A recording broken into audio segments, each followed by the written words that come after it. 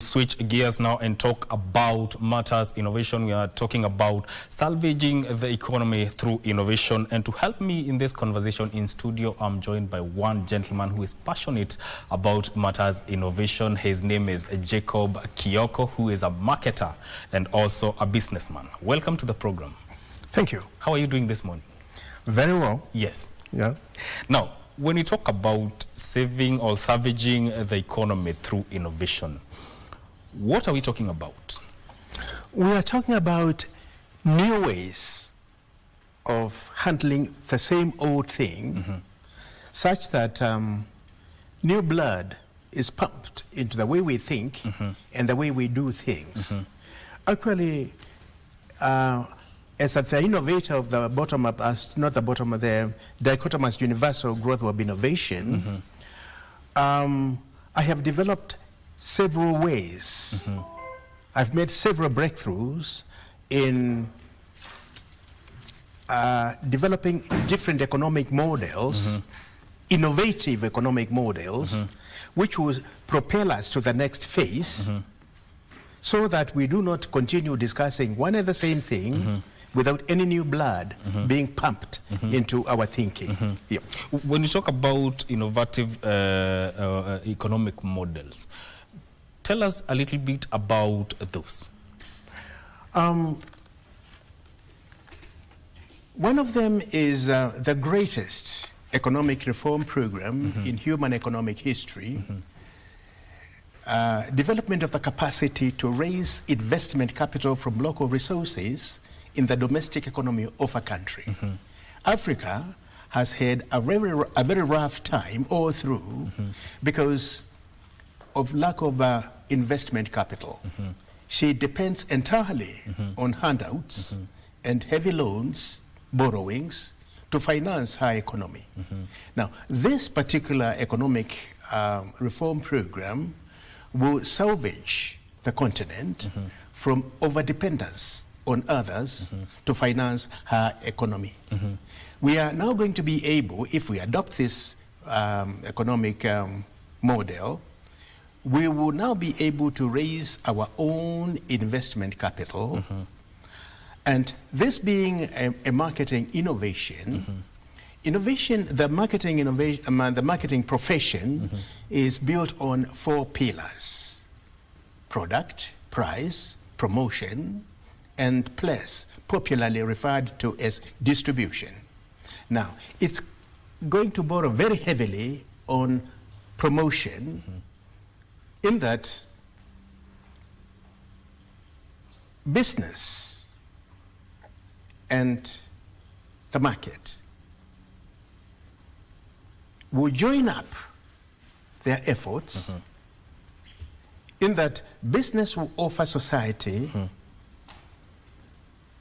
an incentive, which the Migwi innovation then converts into investment capital for the benefit of the individual beneficiary and all of them collectively. Such that if you purchase an item today, the company that manufactures that asset, that item, would want you to come tomorrow to purchase more. And to do that, companies have been over-dependent on general promotions. This time round, it's going to be the individual you being afforded a retainer incentive, which is an augmented economic benefit beyond the benefit that you get when you purchase an item. That augmented benefit is what the innovation, the Migwi innovation, is going to convert into investment capital. Yours, mine, and everybody else's pulled together will make a kitty. And the innovation is then going to use that as the investment capital to finance county corporations, national corporations, and then we replicate this at world level, so that the starting point is where you and I sit. You purchase your cup of tea, for example. The company that manufactures or makes that tea affords you, say, 10 cents as your incentive. Instead of redeeming that, somebody takes the responsibility of converting it into investment capital and issues you with a share certificate to that effect. So that whatever you purchase, somebody is rewarding you for spending your money. In terms of, in the long term, you'll be a capital owner. So capital ownership, which is the key thing here, is going to be made basic social right. So from what you are saying, I'm seeing this as a people-driven type of an innovation. It is.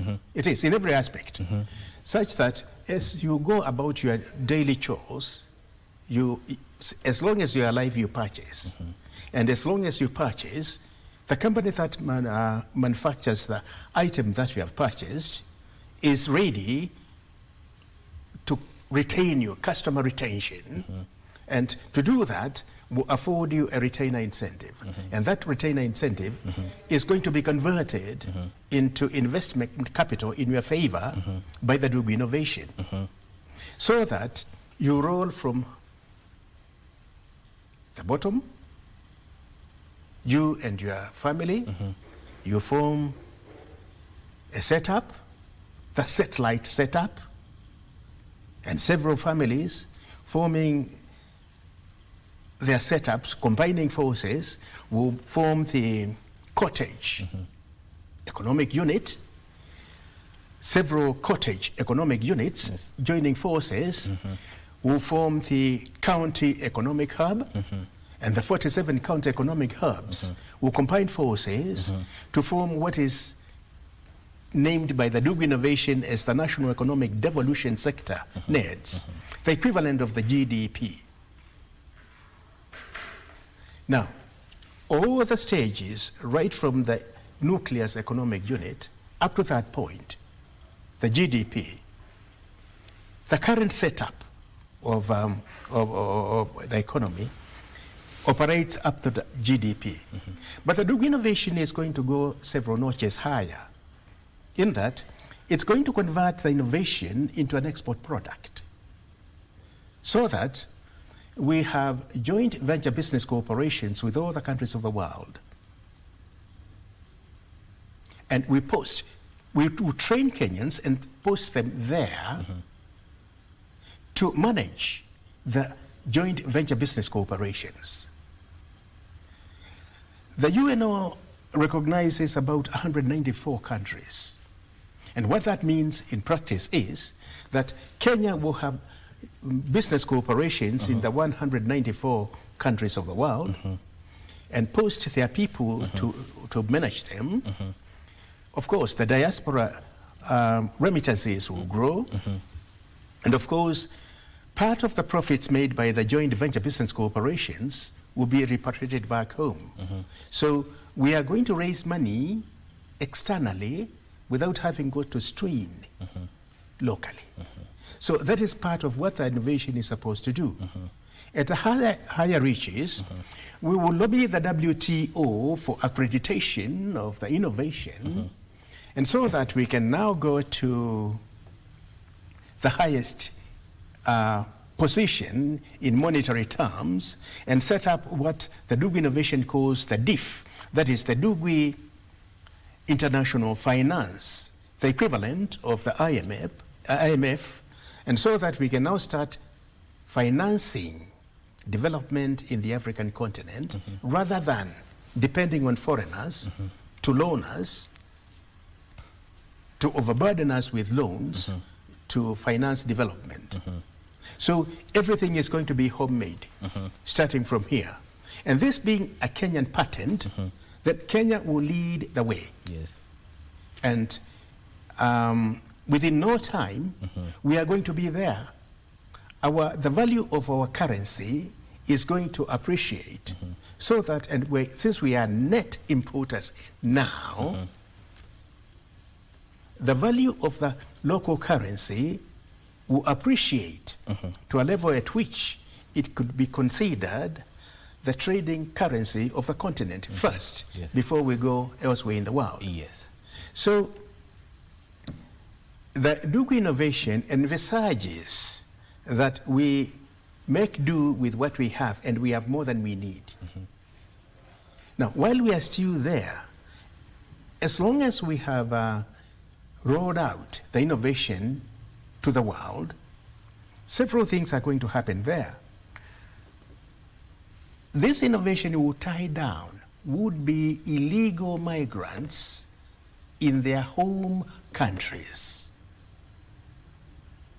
As it will tie down Kenyans here by raising the investment capital locally, Kenyans will go elsewhere in the world as an export effort and set up organizations similar to what we have at home here, so that everybody has a job at home in their home countries, and that will then stop the illegal migration. People who want to go elsewhere for greener pastures will have those green pastures in their home countries, and humanity will have had a solution to one of the most complex problems facing man today. Yes.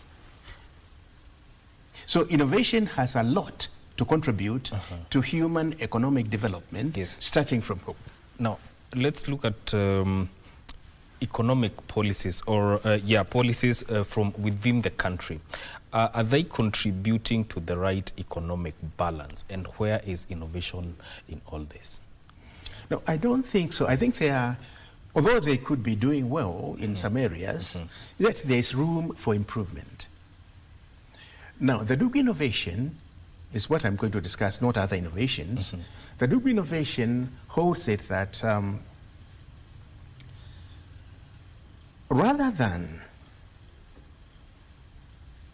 overtaxing,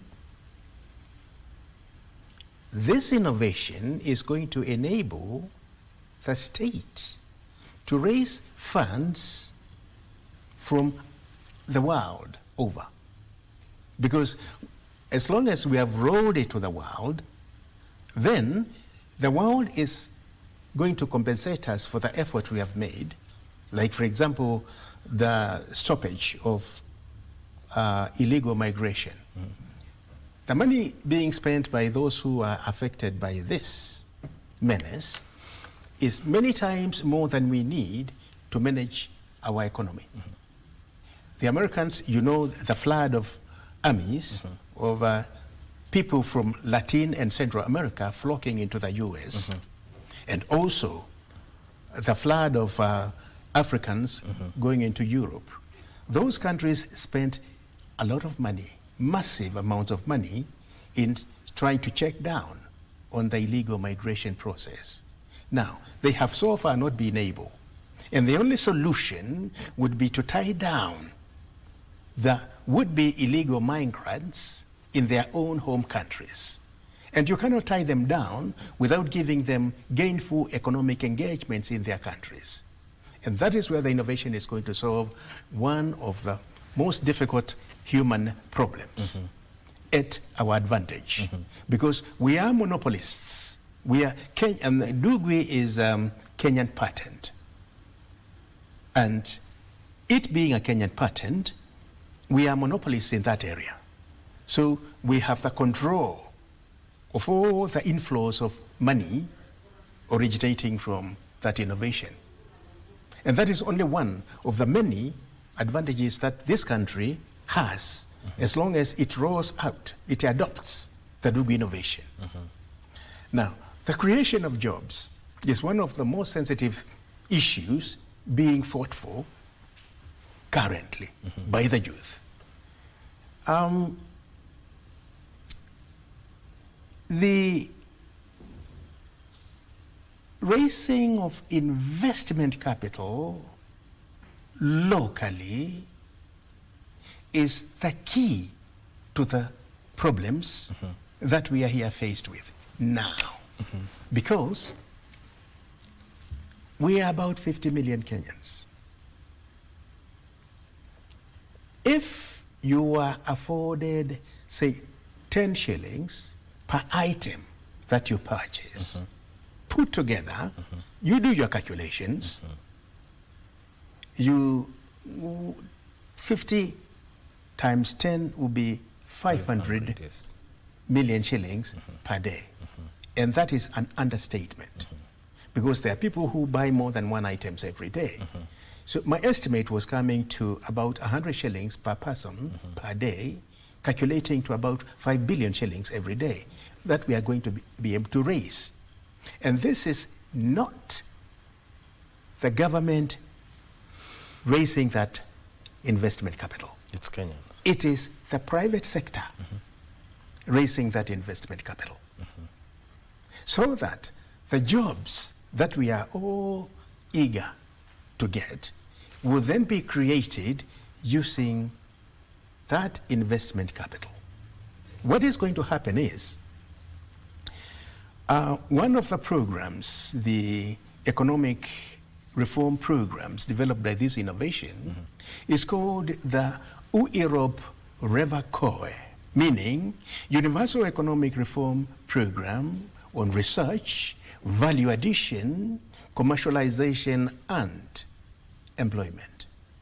What is going to happen is that the aim, first of all, the objective of that economic reform program is to enable the individual to convert the knowledge and skills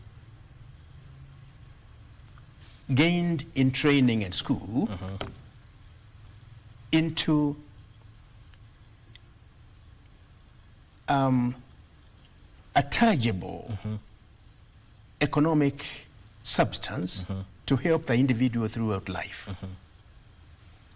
And the goal is to bridge the gap of congruency between academia and the workplace. One of the advantages is this innovation is going to boost the liquidity of our local universities in exchange for specialized research efforts in building that bridge between academia and the workspace. So we are going to have something very new in the world, a postgraduate TVET, where you convert what you have learned in school into tangible, to a tangible job that will help you throughout life. Yes. So the issue of unemployment is going to be tackled here. The local universities will carry out research, specialized research. The starting point being to establish the labor output of our local institutions of learning, starting from the universities through the TVETs. Yes. How many people do our universities produce every year? Then break them down in detail where everybody specializes in. Then the second step is going to be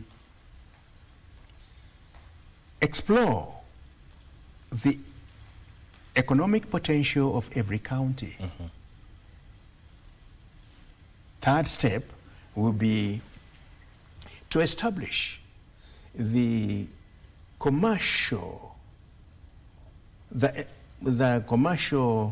enterprises suitable for every county. Yes. And fourth step will be to establish the economic viability of every commercial enterprise. Below there, you prioritize the commercial enterprises per county and also at national level. Below there, you will establish the